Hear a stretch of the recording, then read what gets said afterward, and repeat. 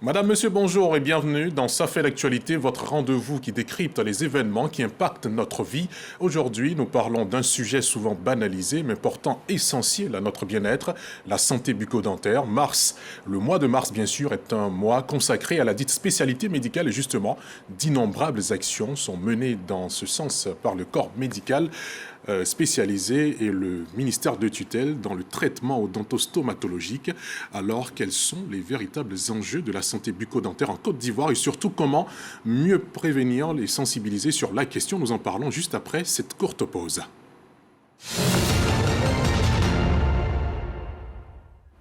Avant d'entrer dans le vif du sujet, je vous propose de suivre ce reportage signé Siaka Kone qui nous plonge au cœur de la réalité du terrain. En Côte d'Ivoire comme ailleurs, les maladies bucco-dentaires touchent une grande partie de la population et les conséquences vont bien au-delà de la bouche. Douleurs chroniques, difficultés à s'alimenter et même des complications sur la santé globale. L'enjeu principal reste la prévention. Une bonne hygiène quotidienne et une consultation permanente permettent d'éviter la majorité des problèmes. Mais il y a aussi un défi d'accès aux soins. Dans certaines zones, les services dentaires restent limités, ce qui rend la sensibilisation encore plus cruciale. Ce mois de mars met en lumière une négligence générale au niveau de la santé bucco-dentaire, alors que prendre soin de sa bouche, c'est se préoccuper de sa santé tout entière. Un geste simple pour un impact durable. Voilà qui plante bien le décor. Je reçois pour parler de santé bucco-dentaire, bien sûr, professeur Avoaka Boni Marie-Chantal. Vous êtes coordonnatrice, directrice du centre de consultation et de traitement odontostomatologique du CHU de Cocody, spécialiste reconnu dans ce domaine, bien sûr. Bonjour, professeur. Oui, bonjour. Comment allez-vous? Oui, je vais très bien. Et vous? Bienvenue sur ce plateau. Merci. Moi, je vais très bien. Okay. Je n'en dirai pas autant pour ma santé buccale parce qu'il faut que je passe dans votre centre pour que vous m'en dites davantage. Effectivement. Et justement, on va en parler sur ce plateau. Nous sommes dans le mois, c'est vrai que ce mois il tire à sa fin, mais le mois de mars marque la journée mondiale, le 20 mars marque la journée mondiale de la santé bucco-dentaire. Et dans ce sens-là, vous avez fait d'innombrables activités, je le disais tantôt. Mais nous allons tout d'abord commencer à planter le décor avec ce que l'État fait, ce que le gouvernement fait de par votre canal en termes de santé bucco-dentaire. Dites-nous, vous qui êtes la directrice et coordonnatrice du centre de consultation et de traitement odontostomatologique. J'y suis arrivé. Qu'est-ce que c'est déjà, ce centre? Et, en tout cas, merci beaucoup. Et déjà, effectivement, comme vous l'avez dit, je voudrais confirmer qu'effectivement, le gouvernement, l'État fait beaucoup pour l'odontologie, pour le CCTOS. Et déjà, je voudrais dire que par le biais de nos ministères de tutelle, le ministre de la Santé, de l'Hygiène publique et de la couverture maladie universelle, de même que l'appui du ministre de l'Enseignement supérieur.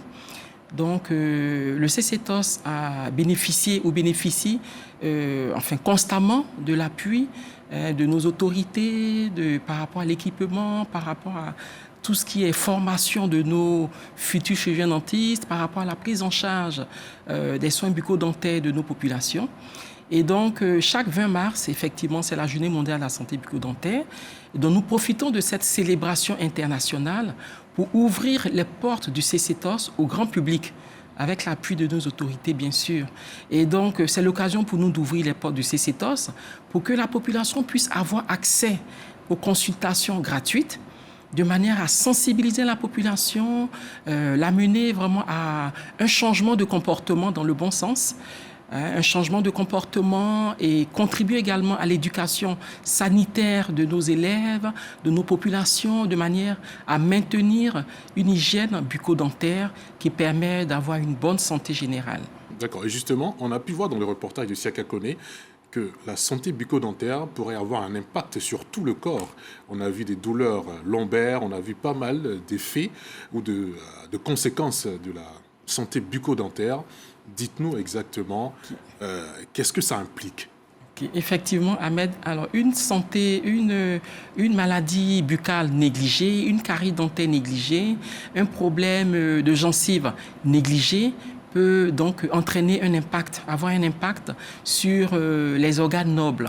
Par exemple, quand on prend une carie dentaire, c'est un nid de bactéries microbes qui donc agissent au niveau de la dent. Les microbes vont produire de l'acide et entraîner la déminéralisation de la dent. Et donc, à un moment donné, si aucun traitement n'est réalisé, les microbes vont évoluer et descendre et avoir accès au sang, donc aux différents organes nobles et se promener un peu partout dans l'organisme. Et donc, les microbes vont avoir accès au cœur, aux reins, aux articulations, aux poumons et même au cerveau et entraîner ou aggraver des maladies déjà potentielles au niveau des personnes qui portent ces affections. Et c'est pour cette raison qu'il ne faut pas négliger la carie dentaire et la traiter. Et c'est même pour cette raison qu'il faut même faire de la prévention. Parce qu'il ne suffit pas d'avoir de la carie pour traiter, mais il vaut mieux adopter des comportements qui permettent d'éviter la mise en place de la carie. Et donc, éviter la mise en place de la carie va demander de pouvoir se brosser les dents régulièrement, visiter le dentiste régulièrement, 2 fois par an, visiter le dentiste. Et c'est lui seul qui peut donc constater que tout va bien, vous féliciter. Et s'il y a de petites lésions, de petites maladies, de petites caries qui débutent, c'est l'occasion pour lui de traiter ces caries. S'il y a du tartre, des dépôts au niveau des dents, du bas de la couronne, c'est l'occasion de nettoyer, de débarrasser les dents de tous ces dépôts, parfois noirâtres, un peu jaunâtres, qui sont pas du tout agréables à voir. Donc, tout ça, c'est nettoyé par le professionnel de manière à garder une bonne santé dentaire. S'il y a une complication de la carie dentaire, il y a aussi des traitements adaptés. Tout ceci en vue de conserver la dent. Et quand malheureusement on a tout fait, que l'infection a évolué, abîmé la dent, l'infection a déformé le visage, ça va nous faire très très mal, mais la dent, nous sommes obligés de l'enlever et puis la mettre à la poubelle de l'extraire. Bon, j'ai pas voulu parler d'extraction, mais effectivement c'est ça, l'enlever, l'extraire et puis la mettre à la poubelle. Mais quand on l'enlève, il faut tout de suite remplacer. Parce que la bouche se vide.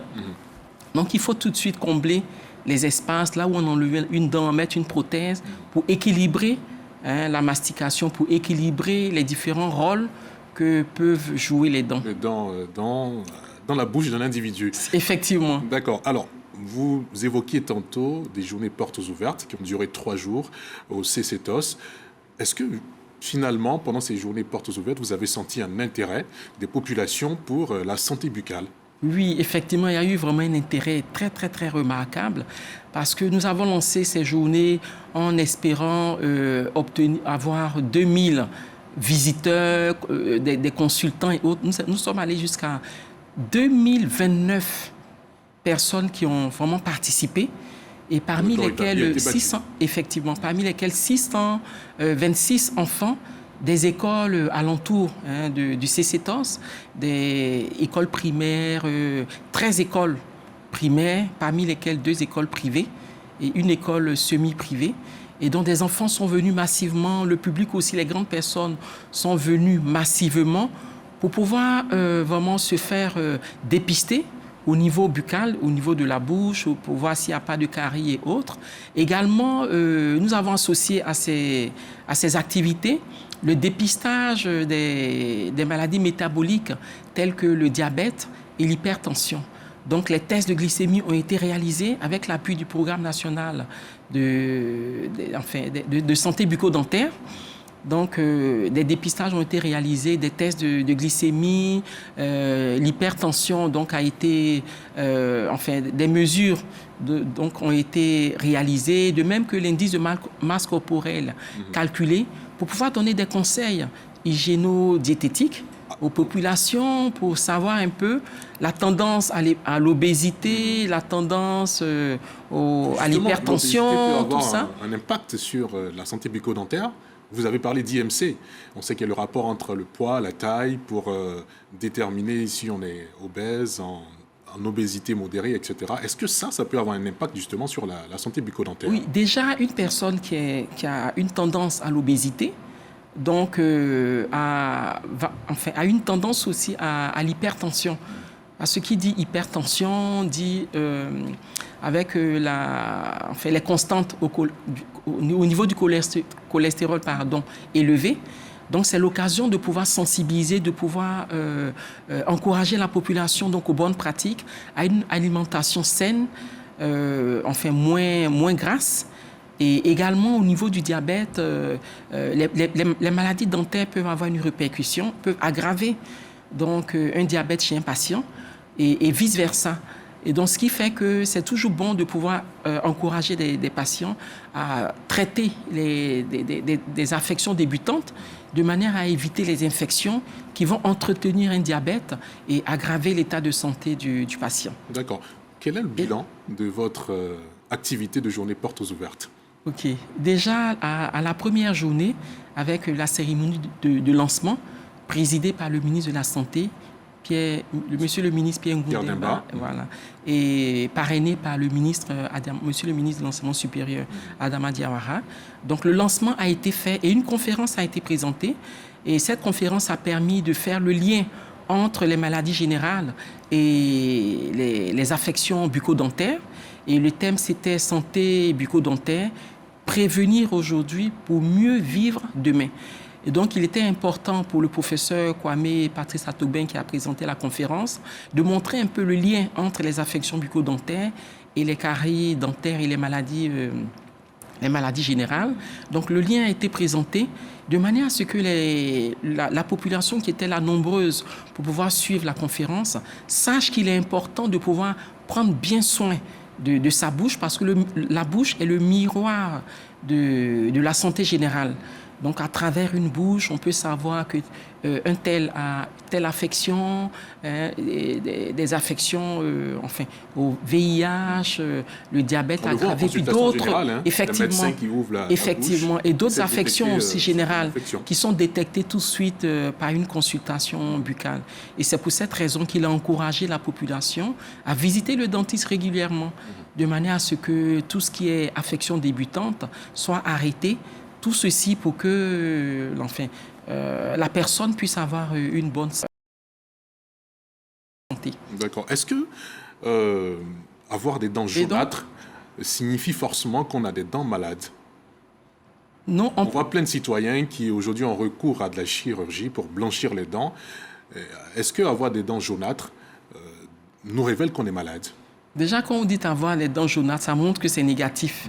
C'est pas beau, c'est pas bien. Mais en fait, on peut avoir des dents discolorées pour plusieurs raisons.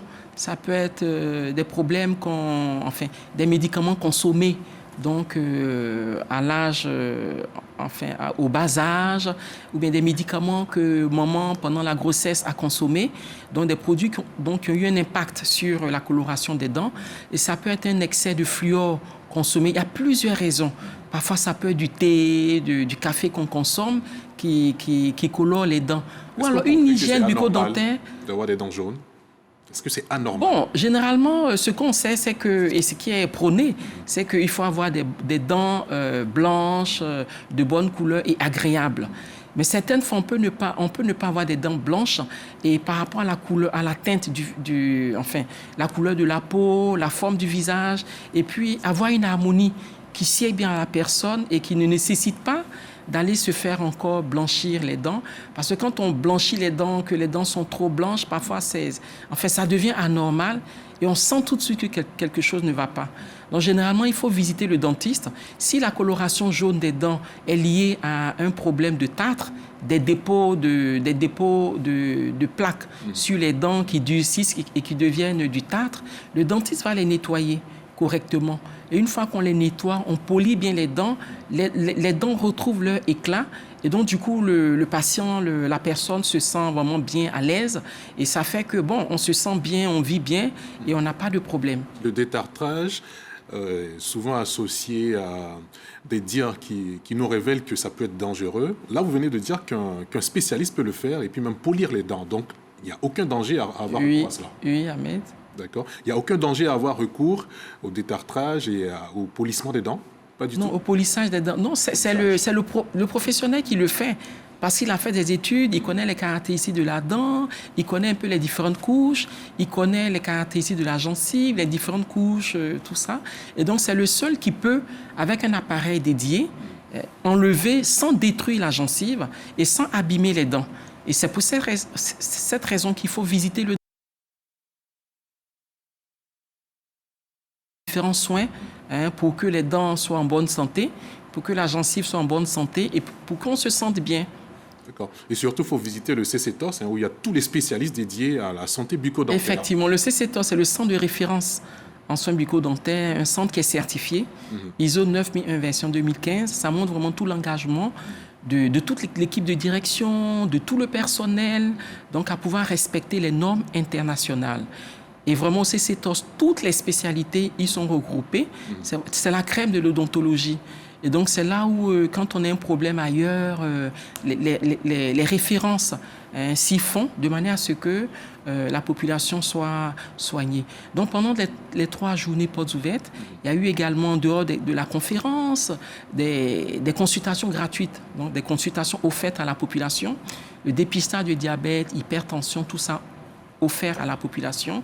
Et ça a été l'occasion pour nous également d'instruire la population sur les méthodes d'hygiène bucco-dentaire, comment se brosser les dents, sensibiliser la population sur les bons comportements à avoir, donc, et également donner des conseils sur l'alimentation et autres. D'accord. Et on a même eu une autre conférence le dernier jour, le 3e jour, sur l'hygiène bucco-dentaire au quotidien. Donc l'importance de l'hygiène bucco-dentaire au quotidien. D'accord. Pour nous qui n'avons pas eu la chance de participer à cette conférence, à quelle fréquence est-ce qu'on devrait consulter un spécialiste bucco-dentaire? Chaque 6 mois.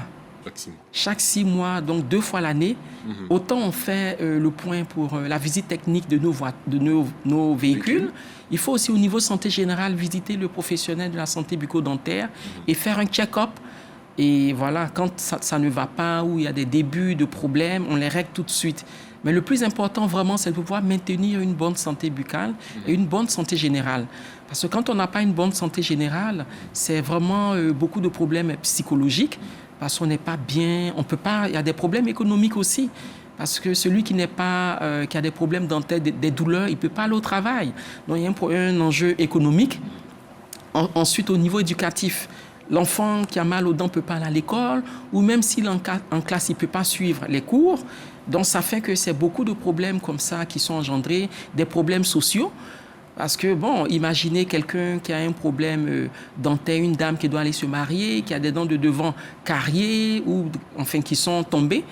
Voilà, vous imaginez... Là, il serait cette dernière préoccupation. Voilà, donc il faut régler tout ça. Et ça permet également de se sentir bien et puis de passer des moments de qualité en famille. Donc il y a tous ces différents problèmes qu'il faut... Enfin, que l'éclat de Mars a permis quand même de régler un tant soit peu. Et donc les portes du CCTOS demeurent ouvertes pour recevoir la population. Donc si vous n'avez pas pu visiter le CCTOS pendant les 3 jours, sachez que vous pouvez toujours visiter le CCTOS, parce que le CCTOS est le lieu, l'endroit enfin, privilégié pour pouvoir réaliser les soins bucco-dentaires de qualité. C'est bien cela. D'aucuns disent que boire de l'eau chaude ou de l'eau fraîche pourrait abîmer les dents. Est-ce que vous confirmez cette information? Alors, quand on prend de l'eau chaude, que immédiatement après, on prend de l'eau glacée, alors les dents se craquellent, des fissures, les dents se fissurent exactement comme ça se fait avec un verre qui contient de l'eau chaude qu'on va déposer tout de suite dans le verre, dans de l'eau froide. Donc le verre va se briser. Et au niveau des dents, c'est pareil. Il y a des fissures, des craquelures qu'on peut, à la longue, observer au niveau des dents. Et donc, ça va entraîner des sensibilités dentaires. Et ça fait que quand on prend de l'eau glacée avec ces fissures, le nez n'est pas loin. Donc, avec l'eau glacée, le chaud, ça entraîne... au niveau des dents. D'accord. Et quand on constate cela, il faut visiter le dentiste. Le dentiste. Qu'elle trouve rapidement une solution. Effectivement. Et côté alimentation, quel effort il faut Alors, il faut éviter les aliments qui sont collants et qui séjournent trop longtemps sur les dents. Donc, tout ce qui est collant, bon, j'ai envie de dire, la dernière fois, j'en parlais, la loco, le toffee, voilà, le chocolat, toutes ces choses-là qu'on peut consommer. Mais seulement dès qu'on finit de les consommer, il faut se brosser tout de suite pour éliminer ces produits au niveau, enfin, au contact des dents. Voilà, au niveau des dents. Parce que quand on ne se brosse pas, ces produits vont rester collés au niveau des dents et les microbes vont s'en servir et puis provoquer, donc, produit de l'acide qui va ronger progressivement les dents. Donc, c'est vraiment néfaste pour les dents si on ne les brosse pas. Donc, il faut se brosser 3 fois par jour, sinon 2 fois, surtout le matin et le soir avant le coucher. D'accord. Dans l'une de vos réponses, vous évoquiez le fluor dans le jaunissement des dents. Mais pourtant, on voit sur certains dentifrices, fluor, etc. Est-ce que ce sont des dentifrices à éviter ou quel type de dentifrice vous conseillez aux citoyens lambda? Alors, au niveau des pâtes dentifrice, la dose de fluor, ça a été calibré aussi bien pour les enfants que pour les grands. Et donc, quand on parle d'excès de fluor, certaines fois, en plus du fluor que contient la pâte dentifrice qu'on va utiliser pour se brosser les dents, il y a certaines zones, de certaines régions dans lesquelles l'eau, la boisson, donc l'eau, contient un excès de fluor. Donc, dans certaines zones, par exemple au Sénégal, mais ici, dans certaines zones du nord, l'eau est légèrement j'allais dire un peu fortement dosée. Mais donc, ça fait que l'excès de fluor, qu'on prenne le fluor des pâtes dentifrice, consommer du fluor et tout ce cumul de fluor, peut entraîner des problèmes au niveau des dents et entraîner une coloration trop forte au niveau des dents.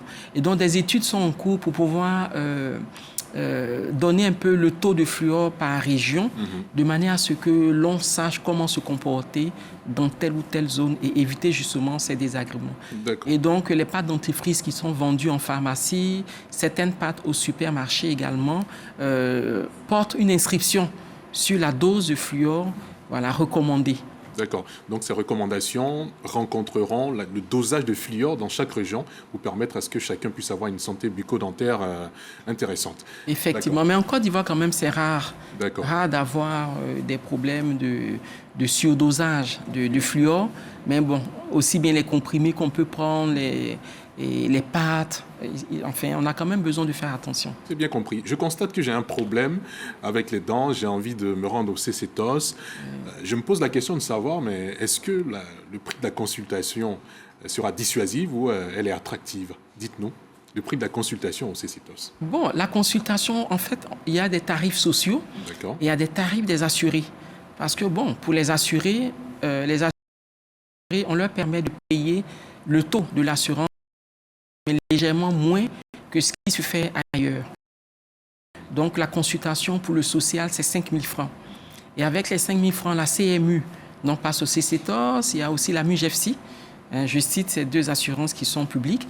Au-delà de ces 2, il y a 27 maisons d'assurance qui travaillent avec nous, des assurances privées, qui acceptent que leurs adhérents puissent nous visiter au CCTOS pour bénéficier des prestations et des tarifs légèrement moins que dans le privé, ce qu'ils auraient payé ailleurs. C'est cela.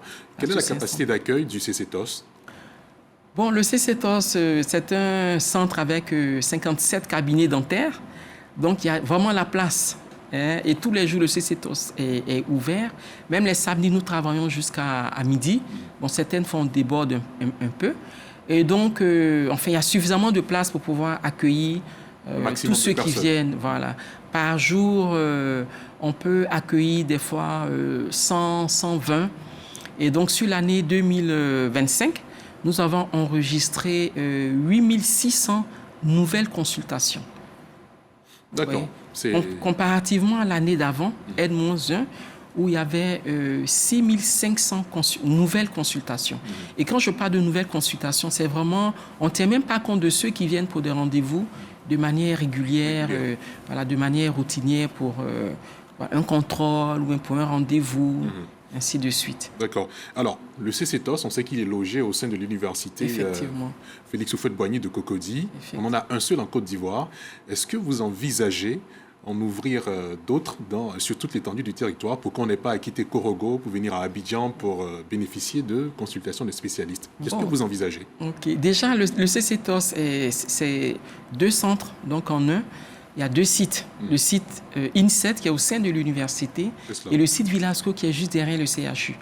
Bon, quant à ouvrir d'autres CCTOS au niveau de... C'est vraiment nos autorités qui peuvent répondre à cette question. Mais ce sont des choses à envisager pour permettre à ce que un patient ne quitte pas Tengrela ou Séguéla pour venir jusqu'à Abidjan se faire soigner. Mais je pense que déjà au niveau de nos tutelles, des mesures sont en cours parce que quand on active pour former plus de chirurgiens dentistes, c'est pour que ceux-ci soient affectés partout sur toute l'étendue du territoire. Donc, ce qui fait que nous avons un appui considérable au niveau de nos autorités que je voudrais ici encore remercier. Donc, Monsieur le ministre Pierre Ngundemba et de même que le ministre Adama Diawara, donc effectivement ministre de la Santé, de l'Hygiène publique et de la couverture maladie universelle et le ministre de l'enseignement supérieur et de la recherche scientifique. C'est cela. Alors, on a le CCTOS à Abidjan. Est-ce que vous, parfois, faites des sensibilisations au niveau national? Est-ce qu'il existe des sensibilisations? Bon, il y a déjà l'association des odontologistes et stomatologistes du Côte d'Ivoire avec son partenaire, donc qui organise régulièrement des séances de dépistage. Et généralement, c'est au mois de mars que le lancement se fait. Et donc, il y a une caravane qui sillonne un peu l'étendue du territoire pour pouvoir faire ces sensibilisations. Également, le programme national de santé bucco-dentaire fait également des sensibilisations. Donc, ce qui fait que les programmes sont faits de sorte que toute l'étendue du territoire soit couverte. Et que même dans les zones reculées, donc des collègues puissent avoir accès à ces zones et porter la bonne nouvelle de la bonne santé bucco-dentaire à nos populations. D'accord. Merci infiniment, professeur Abouaka Boni Marie-Chantal. On a été très heureux de vous accueillir sur ce plateau. Vous avez été d'une utilité, on va dire, illimitée. On en a appris des cordes sur la santé buccale. Merci à vous pour votre fidélité, chers téléspectateurs. Rendez-vous prochainement pour un nouveau numéro de Ça fait l'actualité. Vous l'avez deviné, c'est la fin et excellente fin d'après-midi sur RTI 1, la chaîne qui rassemble. Okay. Merci Ahmed.